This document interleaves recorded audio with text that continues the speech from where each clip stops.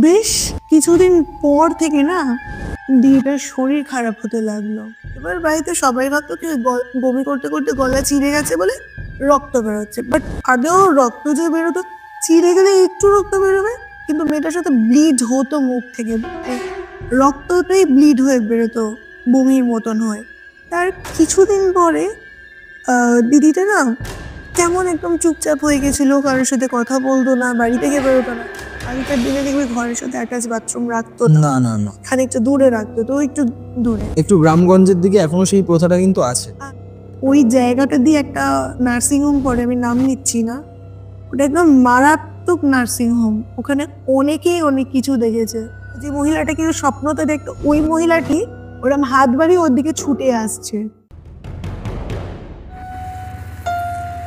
গল্পওয়ালা, the real paranormal experience.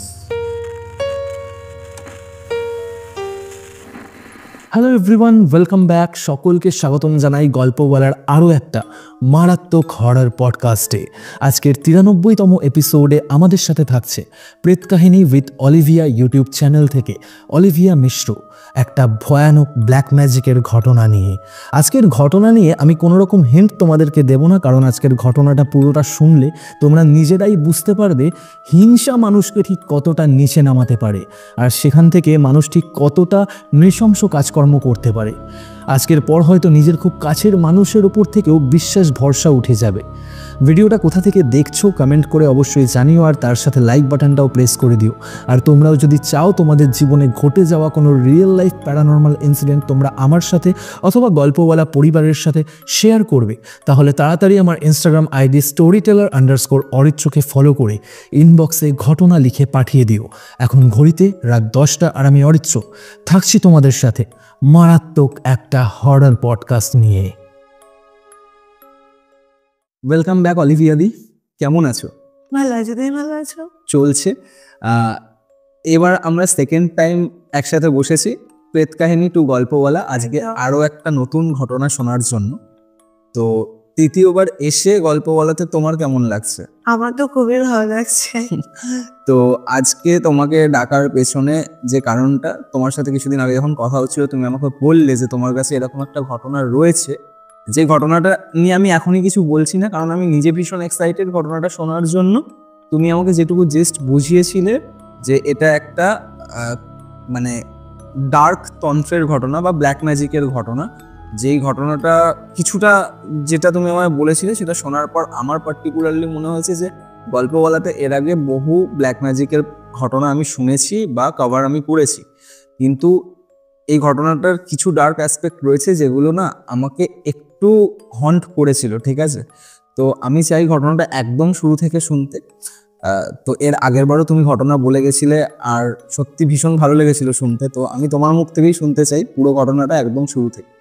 নিশ্চয়ই। Actually এই ঘটনাটা মানে আমার হাজব্যান্ডের এক বন্ধুর দিদির সাথে ঘটে যাওয়া একটি ঘটনা। তো সে আর কি অনেক ছোটবেলায় যখন ওই আমার হাজব্যান্ডরা স্কুলে পড়তো তখনের ঘটনা। কোন জায়গার? চুচুড়াতে। আচ্ছা। হ্যাঁ, চুচুড়াতে তুমি যদি যাও, মানে তুমি যখন শ্রীরামপুর ক্রস করবে না, তুমি নর্মাল শীতকালে গেলেই বুঝতে পারবে, তুমি কলকাতা থেকে উত্তরপাড়া শ্রীরামপুর অবধি একটা ক্লাইমেট পাবে। শ্রীরামপুর ক্রস করবে, যে সারাফুলি ঢুকবে, ওখান থেকে ক্লাইমেট চেঞ্জ হতে থাকে, কারণ ওই জায়গাটা না একটু শ্রীরামপুর ক্রস করার পর ওখানে একটু গ্রাম্য পরিবেশ চলে আসে, যার ফলে কি হয় ঠান্ডাটাও কিন্তু চুচুড়াতে বেশিই পড়ে। আর তুমি একটা জিনিস দেখেছো কিনা আমি জানি না, যদি কোনোদিনও গিয়ে থাকো চুচুড়াতে দেখবে গাছপালার ইয়েটা প্রচুর। চুচুড়াতে আমি এই বছর ওই জানুয়ারি মাসের দিকে গেছিলাম শান্তদ্বীপের। আচ্ছা, শান্তদ্বীপ দার বাড়ি আমার থেকে মিনিট আছে কে। হ্যাঁ, তো ওইখানে গিয়ে আমার একটা জিনিস সব থেকে যেটা বেশি পছন্দ হয়েছে, প্রচুর খেলার মাঠ রয়েছে। মানে ওই লঞ্চ থেকে নেমে যখন আমি টোটো করে যাচ্ছি, একদম তুমি যে খেলার মাঠগুলো দেখেছো ওখানে কিন্তু আমার হাজবেন্ড কোচ, মানে কোচিং করায়, সাথে করে। আচ্ছা, তো মানে এটা এই কারণেই ভালো লেগেছিল, কারণ কলকাতার আশেপাশে এখন আর এত খেলার মাঠ পাওয়া যায় না। তুমি চুচুড়াতে পরিবেশ পাবে, ওখানকার যে এরিয়া বা ওই গলিতে বাড়িগুলো, তুমি না ভীষণ একটা কুল প্লেস। হ্যাঁ, চুচুড়া মানে এতই কলকাতার মতন সাউন্ড পলিউশন তুমি ওখানে পাবে না, একটু শান্তময় জায়গা। আর মানুষ কিন্তু এখন ওই রকম পরিবেশ খোঁজে থাকার জন্য। হ্যাঁ, আমার বাড়িতে তুমি যাও, তুমি বলবে যে দিদি আমি তোমার বাড়ি থেকে আর আসবোই না, এত কুল, মানে তুমি দরজা খুলবে না, যে বড় পুকুর রয়েছে, আর তোমার এত ভাইবসটা ভালো লাগবে, সন্ধ্যের বেলা ওই বারান্দায় বসতে তোমার ইচ্ছা করো না উঠে তুমি আসো। তো ঘটনাটা যেটা তুমি বলছিলে, ঘটনাটাই আমি তোমাকে শোনাচ্ছি। তখন আমার হাজবেন্ডরা হয়তো ক্লাস ওই 11-12 পড়ে, মানে স্কুল লাইফ, আর ওই দিদিটা তখন কলেজে পড়ে। তো এবার কি হয়, যেমন বাঙালি বাড়িতে তুমি জেনেও থাকবে যে মেয়েদের বিয়ে কিন্তু স্কুল 12 পাস করলো মানেই চলো সম্বন্ধ দেখো, মেয়েকে বিদায় করো। তো এখনকার মেয়েরা হতে দেয় না, নিজেরা এস্টাবলিশ না হলে বিয়ে করবো না। নাহলে এখনকার দিনে মেয়েদের বাড়ির লোক চাইলে হ্যাঁ, চাইলে করে, অনেক বাড়িতেই সেটা হয়, সেটা আমার সাথেও ঘটেছে, বাট সেটা আমি স্থিতি রেখেছিলাম বলে আমার 23-এ বিয়ে দিয়েছি, 24-এ যখন আমি পড়ি। আমাকেও প্ল্যানিংয়েই ছিল ক্লাস 10 পরেই দিয়ে দেওয়া। তো যাই হোক, এবার বিয়ের জন্য আমাকে বলে, আমাকে বলছে সরি, মানে ওই দিদিটাকে বলা হয় যে বিয়ের কথা। দিদিটা একটু আপত্তি করেছিল যে না আমি এখন বিয়ে করব না, আমি এখন পড়াশোনা করব। তো একটা বাজে প্রথা যে বিয়ের পর তোকে যেই শ্বশুরবাড়িতে দেবো সেখান থেকে তোকে পড়াশোনা করানো হবে, অ্যাকচুয়ালি সেটা হয় না, একেবারেই হয় না, হয়ই না।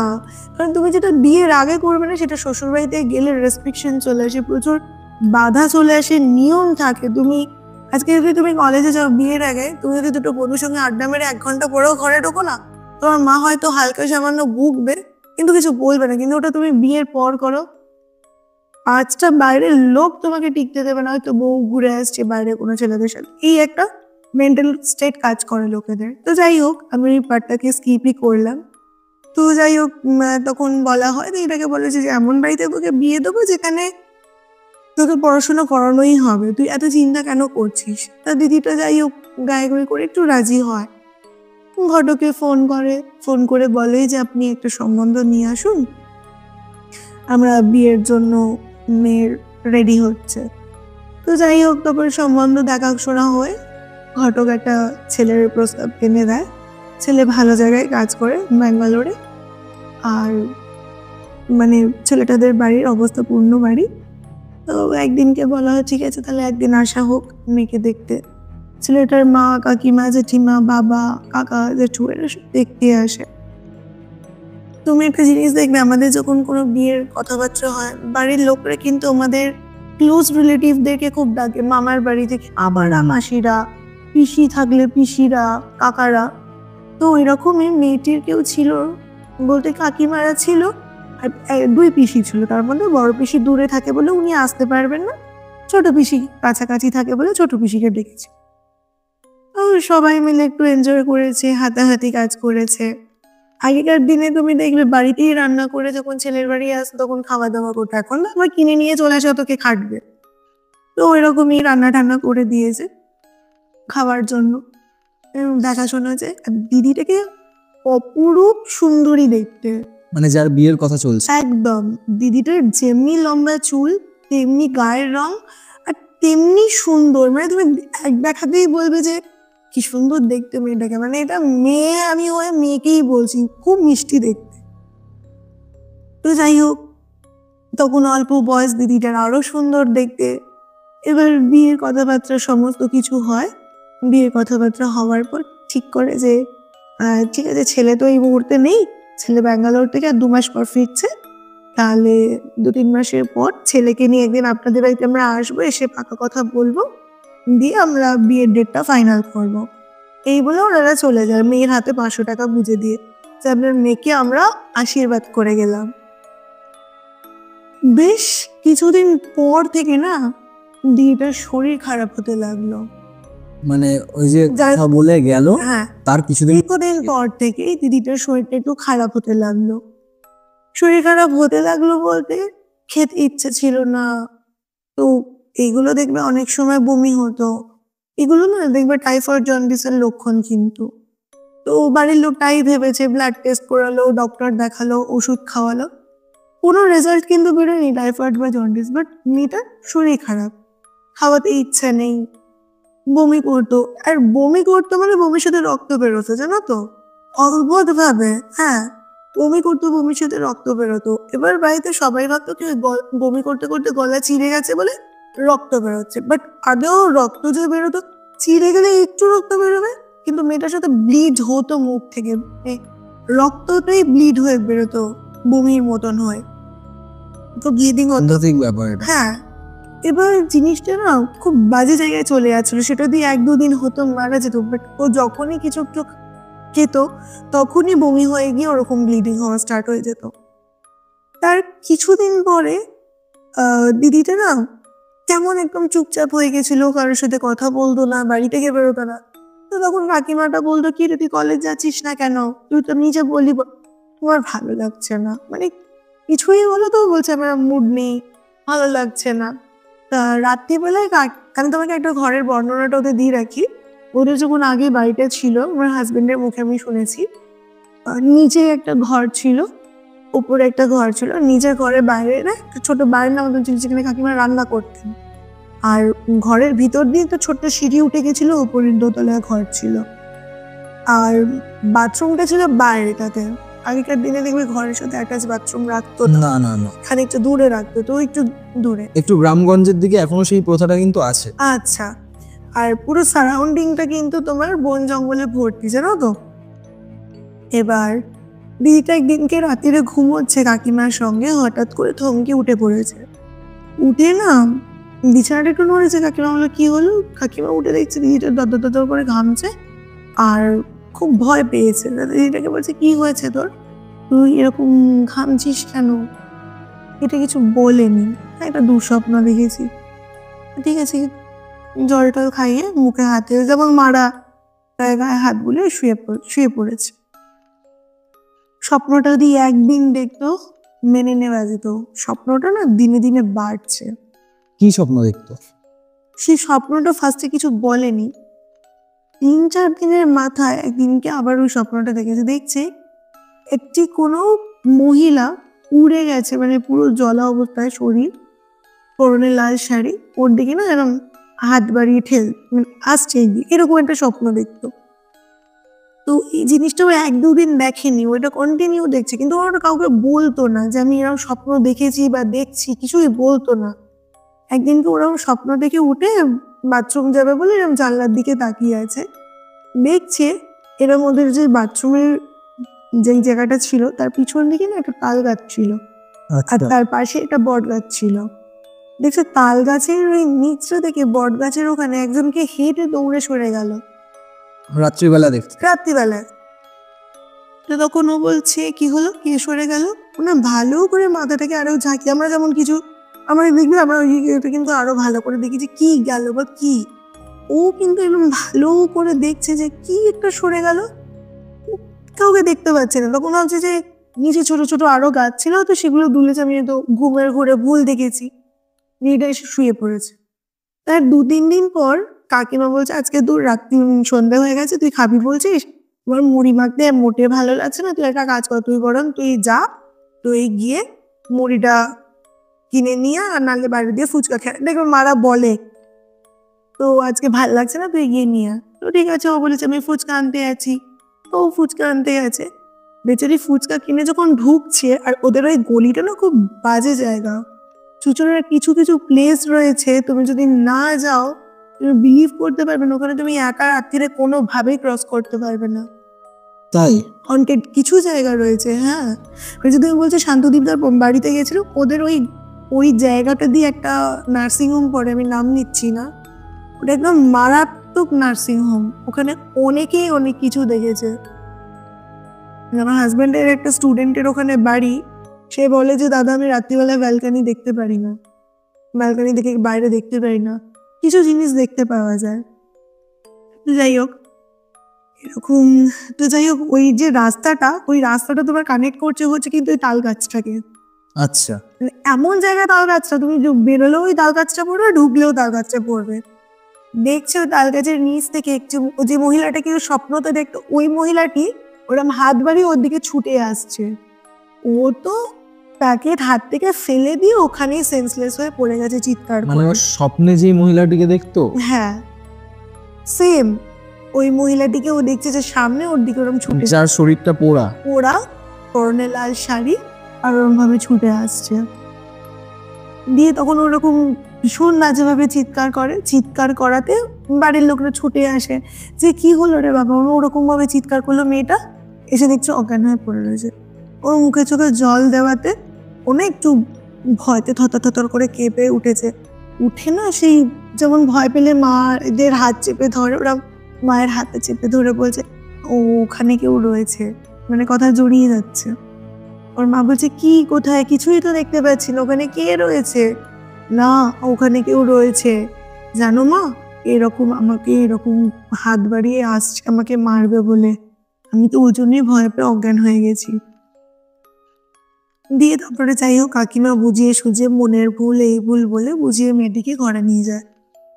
অদ্ভুত ভাবে তুমি বিশ্বাস করবে না, মেয়েটি দিনে দিনে এত শরীর টিটোরিয়ে নেওয়া স্টার্ট করলো যে মেয়েটি পুরো বিছানায় শয্যা হয়ে গেল, পুরো বিছানায় লেপে গেছিল। মানে মেয়েটির ওঠার ক্ষমতা ছিল না যে উঠে কোনো কাজ করবে। ইভেন ওকে যে ফিড করাতো না, লিকুইড ফিড দিত, মানে পুরোপুরি বেডরিডেন হয়ে গেছিল। একদম কথা বেরোতো না মুখ থেকে। এবার আশেপাশে কাউকে বলতে পারছে না, সবাই জিজ্ঞাসা করছে কি গো তোমার মেয়ে বাড়ি থেকে বেরোচ্ছে না?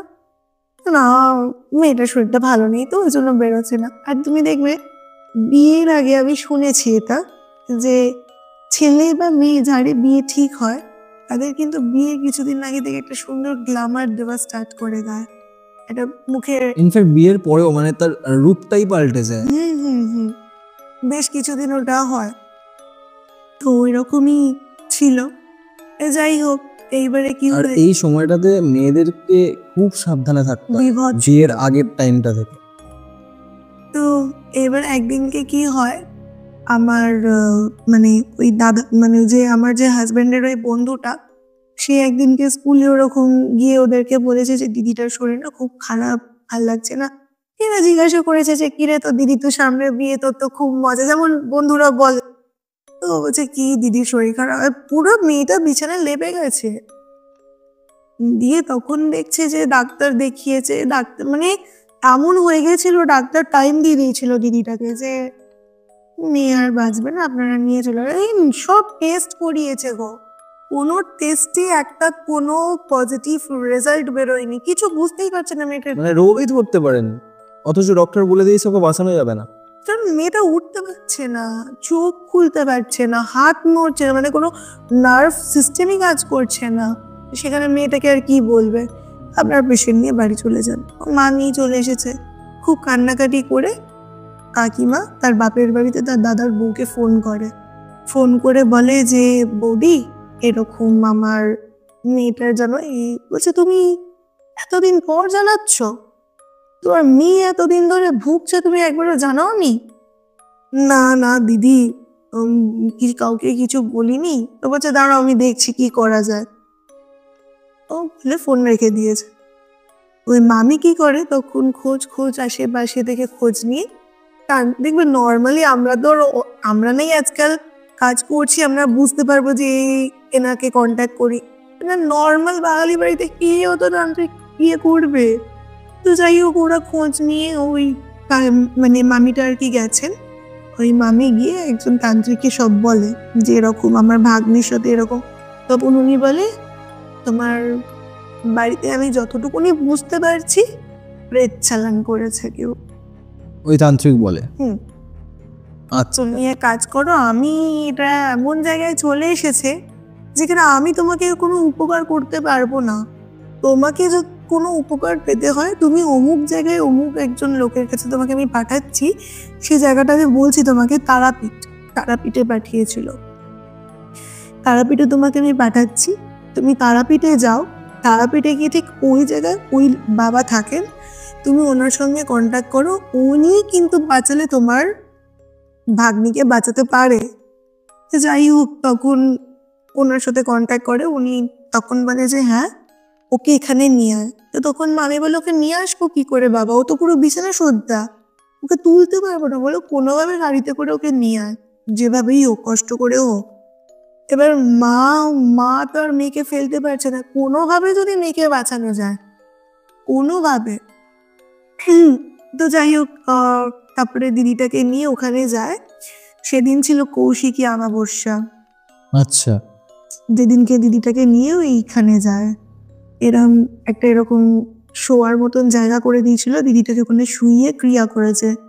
তখন বলেছে তোর মেয়েকে তো শুধু প্রেত চালান করেনি, তোর মেয়েকে তো প্রেত চালানের সাথে সাথে বানও মেরেছে, শুকনো বান। প্রেত চালানো করেছে, তার সাথে শুকনো বান মেরেছে। বানও মেরেছে। আর তো কাকিমা ভয় পেয়ে যায়, তাহলে কি হবে, আমার মেয়ে কি বাঁচবে না? তো বলছে কেন বাঁচবে না, আমি যেগুলো করার আমি করে দিচ্ছি, আর তোকে আমি কিছু কথা এখানে বলে রাখছি, তুই কিন্তু এই কথাগুলো পুঙ্খানে মানবি। ও বলছে আচ্ছা ঠিক আছে, আপনি যা বলবেন তাই করবো। মেয়েটাকে একটা মাদুলি দিয়েছে, মাদুলি দিয়ে বলেছে তোর মেয়ে যে সুস্থ হচ্ছে এটা দেওয়ার পর তুই এটা কাউকে বলবি না, আচ্ছা, আর তোর মেয়ের কে বেশি খোঁজ নিচ্ছে তুই সেটা একটু ফলো করবি। কে বেশি খোঁজ নিচ্ছে? মানে তোর মেয়ে কেমন আছে, মেয়ের সুস্থ হচ্ছে কিনা, মেয়ে এখন ভালো আছে কিনা, মানে এই জিনিসগুলো একটু খোঁজ করবি। তো কাকিমা বলেছে আচ্ছা ঠিক আছে, আর কাউকে কিন্তু ভুল করেও বলবি না মেয়ে সুস্থ হচ্ছে, যেই খোঁজ নিক না কেন, হচ্ছে আছে ভালো নেই এইরকম বলবি। আর সবাইকে একটা করে মাদুলি দিয়েছে। মাদুলিটা নেবার বেশ 2-4 দিন পর থেকে না দিদিটা হাত পাত নড়ছে, একটু উঠে বসতে শিখেছে, খাচ্ছে। তো একটু একটু জিনিসগুলো পজিটিভ দিকে এগোচ্ছে। বারবার করে যে ছোট পিসিটা এসেছিলেন ওই মেয়েটির পাকা কথা না, দিদিটাকে যেদিন দেখতে এসেছিল ওই দিনকে খুব বাজেভাবে উনি খোঁজ নিচ্ছিলেন, তোমার মেয়ে ভালো আছে, মেয়ের কিছু হয়নি তো, মানে পিসি।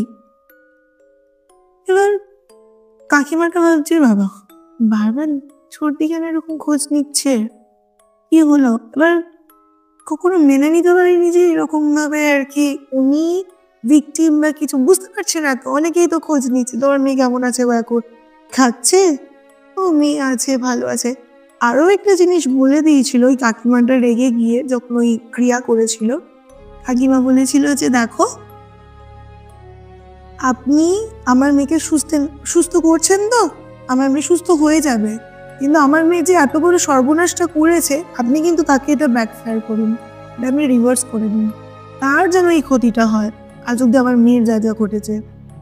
তো তখন তান্ত্রিক বলেছে বেশ ঠিক আছে আমি তাই করে দিচ্ছি। অ্যাকচুয়ালি চালান ক্রিয়ার ক্ষেত্রে রিভার্স করানো যায়, মানে কেউ যদি করে থাকে পরে বুঝতে পারা যায় যে হ্যাঁ কেউ করেছে, তুমি চাইলে সেটা রিভার্স ব্যাক করে দিতে পারো। আচ্ছা আমি সত্যি এটা জানতাম না, তোমার থেকে জানলাম, থ্যাংক ইউ ফর দ্যাট। তো এরকম হয়েছে।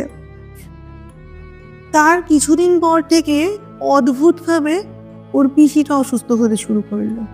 আচ্ছা, দিদিটার পিসিটা, ছোট পিসিটা অসুস্থ, মানে রীতিমতন ওই দিদির যা যা যা যা ফাংশনস গুলো হচ্ছিল, অ্যাক্টিভিটি গুলো হচ্ছিল, সেম অ্যাক্টিভিটি কিন্তু উনিও ফেস করছেন।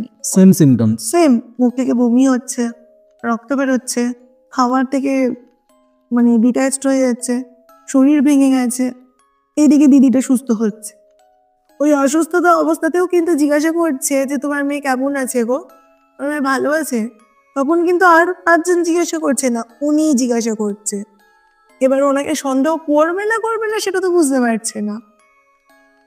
একদিন এত বাড়াবাড়ি হয়, তখন ওই দিদিটার বাবা দেখতে যায় ওর পিসিকে, যে ঠিক আছে তাহলে গিয়ে দেখে আসি একবার, বোন এখন অসুস্থ যখন। গিয়ে দেখছে যে যা মেয়েকে দেখেছে, চোখের নিচে ডার্ক সার্কেলস, মেয়ে অসুস্থ হয়ে বিছানায় পড়ে রয়েছিল যেরকম ভাবে অচেতন অবস্থাতে, ওরকম ওর পিসিও রয়েছে শুয়ে। আই থিঙ্ক যা যা হয়েছিল মেয়েটার সাথে, মেয়েটা তখন কিন্তু কাকুর আর বুঝতে বাকি ছিল না যে ওর বোনই ওই কাজটা করেছে ওর মেয়েকে। কাকু এসে কাকিমাকে বলেছে যে এরকম এরকম, তখন কাকিমার মাথায় হাত, কি বলছো ছোটদি এরকম কাজ করেছে? যে হ্যাঁ এরকম বোনই করেছে, নাহলে তুমি আর 5 জন তো বাড়িতে কেউ অসুস্থ হলো না, ওই কেন এরকম অসুস্থ হলো, আর যা যা মেয়ের সাথে ঘটেছে ওর সাথেই কেন ঘটলো? দিয়ে তো তারপরে কিন্তু ওই যে মহিলাটিকে দিদি দেখা শুরু করেছিল, ওই মহিলাটিকে কিন্তু তারপরে পিসি দেখা শুরু করলো। আচ্ছা ওই পুড়ে যাওয়া মহিলাটা, পুড়ে যাওয়া মহিলাটাকে হয়তো পিসি শুয়ে রয়েছে, সে সময় হয়তো আবারও নিয়ে আসছেন ওরকম করে যিনি আর কি এন্টিটিটা যে ছিল। এবার কাউকে তো বলতে পারছে না। এবার ওনার শেষ সময় ক্ষমতা নেই যে উঠে ওই তান্ত্রিকের কাছে যাবে, যার কাছ থেকে ওই পিসি ক্রিয়াগুলো করিয়েছিল, যে গিয়ে বলবে যে এরকম এরকম ঘটনা হয়েছে বলে। তো যাই হোক, ওরকম হওয়ার পর পিসি বলছে যে শরীরটা খারাপ দিনের পর দিন। তারপর এদিকে দিদি সুস্থ হতে থাকে, দিদির বিয়েও হয়। তার কিছুদিন পর হঠাৎ করে শুনতে পায় ওদের কাছে একটা ফোন আসে যে পিসি মারা গেছে।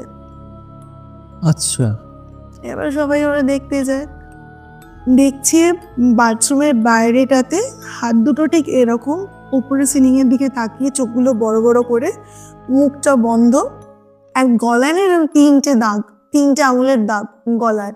একটা মানুষ যদি হার্ট ফেল করে তার কিন্তু গলায় 3টে আঙুলের কোনো দাগ থাকবে না, এটা 3টে কালো এরকম ছাপ পড়ে রয়েছে গলায়। অথচ ওনার পোস্টমর্টম রিপোর্টে কিচ্ছু বেরোয়নি। গলায় 3টে দাগ ছিল, আর পোস্টমর্টম হয়েছিল, সেই পোস্টমর্টম রিপোর্ট সবাই ভেবেছে কেউ মার্ডার করেছে, ওরকম 3টে দাগকে পুলিশ কেস হয়েছিল, নিয়ে গেছে। পোস্টমর্টম রিপোর্টে কোনো রকম হার্ট ফেল করেছে উনি, অথচ গলায় এরকম 3টে দাগ ছিল। মানে তখন সবাই বুঝতে পেরেছে যে এটা করেইছে কিন্তু ওর পিসি। ওকে, কিন্তু কেন যেন ওর পিসি এরকম কাজটা করেছে? কেন? কারণ ওর পিসিরও একটা মেয়ে আছে, মানে তার বিয়ে দেওয়ার বয়স হয়ে গেছে, এবং যেহেতু দাদার মেয়ের ভালো জায়গায় বিয়ে হচ্ছে, তিনি সহ্য করতে পারছে না এই জিনিসটা। তাই আচ্ছা, এরকম ওনার নিজের মেয়ে আছে, হ্যাঁ, তারপরেও সে তার দাদার মেয়ের ক্ষেত্রে এই জিনিসটা করবে। যদি আর কি দাদার মেয়ের এটা ভাঙা যায়, সেখানে নিজের মেয়েকে আর কি ওই ছেলেটি ফয়নার দোকান নাকি যে রিপ্লেস করিয়ে দেবো, মানে মেন্টালিটি মানুষ ঠিক কতক্ষণ নিচে না নিচে। আর তোমাকে আরো একটা জিনিস এখানে আমি বলিনি, সেটা হচ্ছে ওর যে পিসি কাজটা করেছিল, এটা তো একটা কোনো কাজ দিয়ে করতে হয়। তো এর মাঝে মেয়েটাকে নিয়ে যখন ওই তারাপীঠে ক্রিয়ার জন্য যায়, তার কিছুদিন আগে ওই তান্ত্রিক ওদের বাড়িতে একবার ভিজিট করতে এসেছিল, বাস্তুটা দেখতে এসেছিল। তখন ওই তাল গাছটার দিকে এরম ভাবে তাকিয়ে জাস্ট মাথাটা মেরে ঢুকে গেছিল ঘরে। তান্ত্রিকটা সেটা মামিটা দেখেছে, যেই দিদিটাকে আর কি ওরকম চেনা সর্জা ছিল, তার মামি। কারণ তার মামিই তো খবরটা নিয়েছিল যে কোন তান্ত্রিকের কাছ দিয়ে কি হবে। এবং যেদিনকে ক্রিয়া হয়, শত লাস্টে একটা কথা বলেছিল যে তোদের বাড়িতে কোনো মাটি জায়গা রয়েছে গাছের পিছন দিকটাতে। তখন মেয়েটির বাবা বলে হ্যাঁ আছে তো। ও বলে যে হ্যাঁ ওখানে যা, ওখানে গিয়ে দেখ কি রয়েছে, ওটাকে ইমিডিয়েট কিছু একটা ব্যবস্থা কর, নয় ওটাকে জ্বালিয়ে দে কেরোসিন তেল দিয়ে, আর তা নাহলে ওটাকে গঙ্গায় ফেলে দিয়ে চলে আয়, ওইটাকে ওখানে রাখিস না। লোকন ওরা বলে কি, তখন বলেছিল কোনো জন্তুরের কাটা মাথা ওখানে রাখা রয়েছে। ও জন্তুর কাটা মাথা? হ্যাঁ। আচ্ছা, ঠিক ওরা যখন ওইখানে যায়, উনি টাইম বলে দিয়েছিল যে রাত্রির এরকম সময় তোরা ওখানে যাবি 2 কত মিনিটে, তো ওই সময়টাতে গিয়ে ওটা করবি। ওরা গিয়ে ঠিক ওইখানে মাটিটা খুঁড়ে দেখছে একটা ছাগলের কাটা মাথা, সিঁদুর, লেবু, আর এরকম ছোট ছোট যে পুতুলগুলোর মধ্যে দেখবে পিন ঢোকানো থাকে, ভুটু পুতুল, এইরকম মানে ব্ল্যাক ম্যাজিকের যা যা ইননিট জিনিস দিয়ে ব্ল্যাক ম্যাজিক করে সেই সমস্ত জিনিস ওখানে রয়েছে। আচ্ছা, মানে ওদেরই বাড়িতে এসে তার মানে কিছুটা করে গেছিল, মেয়েটাকেও খাবার টাবার হয়তো খাইয়েছে, তার সাথে কিছু খাইয়েছিল, আর ওটাকে রাত্রিবেলায় গিয়ে ওখানে পুঁতে যে দেখেও নি। এবার রাত্রিবেলায় তুমি ঘুমাচ্ছ, আমি ঘুমাচ্ছি, কে বাথরুমে যাচ্ছে, বাথরুমে যাওয়ার নাম করে ওখানে যদি পুঁতে দেয়, সেটা তো আর জানা সম্ভব নয়। তো এরকম করেছিল ওখানে। বাট ব্যাপারটা কিন্তু বেশ ভয়ানক একটা ব্যাপার। ছাগলের কাটা মাথা, সে তো নিশ্চয়ই ক্যারি করেছে জিনিসটা। ব্যয় করে এতদিন এসছে, কিছুতে হয়তো বেঁধে, কারণ ওরা যখন ওটা খুলেছে দেখছে না একটা পুটুলি মতন, লাল শালু কাপড়ের পুটুলির মধ্যে ওগুলো সব ঢোকানো। আচ্ছা, ওই একসাথে একটা এরকম গোল করে ওটাকে কবর মতন খুঁড়ে ওটাকে ঢুকিয়ে দিয়েছিল, যার জন্য কিন্তু ওই অ্যান্টিটিটা ওই গাছটাতেই ছিল, কারণ ওই গাছের পিছন দিকটাতেই গেছে। বট গাছটা দেখে কিন্তু মেয়েটা ভয় পেত না, মেয়েটা কিন্তু ভয় পেত ওই তাল গাছটা দেখি। তো এরপর কি মানে ওই ফ্যামিলিটার সাথে মানে আর কোনো প্রবলেম হয়নি? না, ওইখানের পর থেকে তো ওই মাদুলি টাদুলি দিয়েছিল, তারপর থেকে আর কোনো প্রবলেম হয়নি। তবে আমার কিছুদিন, আমি যখন বিয়ে করে যাই, আমার হাজব্যান্ড এই ঘটনাটা আমাকে বলার পর ওই দিদিটার সঙ্গে একদিন ওই রাস্তায় যেমন দেখা হয়, ও তো চেনে আমি তো চিনি না, তখন বলেছিল এই দিদিটার সঙ্গে এই ঘটনাটা ঘটেছিল। আচ্ছা, তারপর তার বিয়েও হয়? হ্যাঁ, এখন বাচ্চা টাচ্চা হয়ে গেছে হয়তো, আমি সেটা জানি না। আচ্ছা, আর দিদিটাকে এখনো যদি তুমি দেখো, অতটাই লম্বা চুল আর অতটাই সুন্দর দেখতে। দেখো, এরকম এমন কিছু জিনিস আমাদের ডে টু ডে লাইফে ঘটে না, সেগুলো আমরা নিজেরাও অবাক হয়ে যাওয়া যে এটা আমি সবসময় অ্যালার্ট করার চেষ্টা করি সবাইকে, যে তোমাদের লাইফে যতই খারাপ সময় আসুক, যতই ওয়ার্স্ট সিচুয়েশন আসুক, কখনো ব্ল্যাক ম্যাজিকের সাপোর্ট নিও না।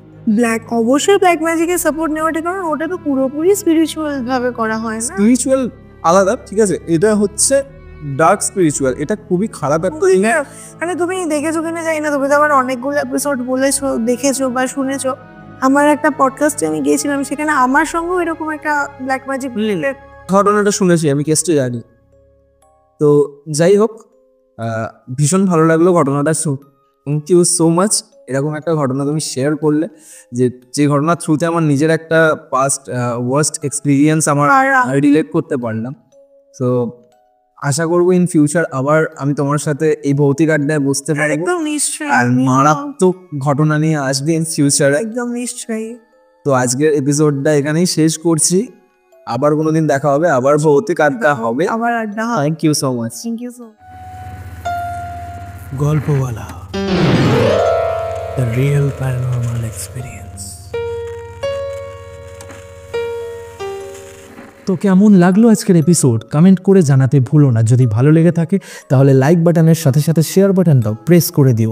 আর যদি গল্পওয়ালা ইউটিউব চ্যানেলে আজকে প্রথমবারের জন্য এসে থাকো, তাহলে অবশ্যই চ্যানেলটা সাবস্ক্রাইব করার পাশাপাশি স্পটিফাই পডকাস্টটিকেও ফলো করে দিও, কারণ গল্পওয়ালা আমাদের প্রত্যেকের নিজেদের যৌথ পরিবার। আজকের এপিসোড আমি এখানেই শেষ করছি। আগামী শনিবার আসছি নতুন কোনো গল্প বা ঘটনা নিয়ে।